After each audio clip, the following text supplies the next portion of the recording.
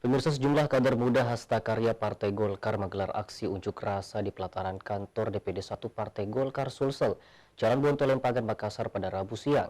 Dalam aksi tersebut, kader muda Golkar dari berbagai organisasi sayap partai tersebut menuntut kepada Ketua DPD 1 terpilih Taufan Pawe untuk segera merampungkan struktur pengurus Golkar Sulsel yang dianggap telah melampaui batas waktu perampungan yang diberikan oleh DPP.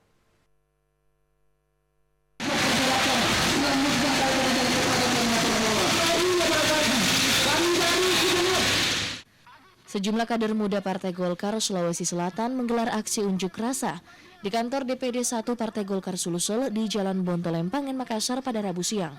Aksi tersebut terkait belum jelasnya susunan struktur pengurus Partai Golkar Sulsel yang dilakukan oleh Ketua terpilih DPD 1 Taufan Pawe yang juga Ketua Tim Formatur bersama dengan tim formatur lainnya.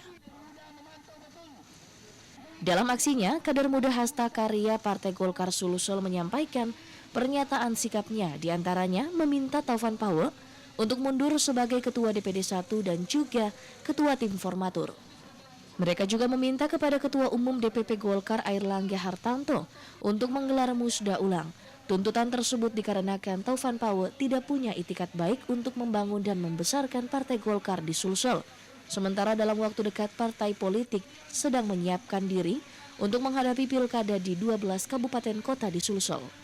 Dalam aksi tersebut, para demonstran mencoret gambar Ketua DPD 1 terpilih Taufan Pawe yang terpajang di dinding gedung kantor DPD 1 Golkar Sulsel sebagai bentuk kekecewaannya terhadap kinerja Taufan Pawe dalam menjalankan amanah DPP untuk memimpin Golkar Sulsel.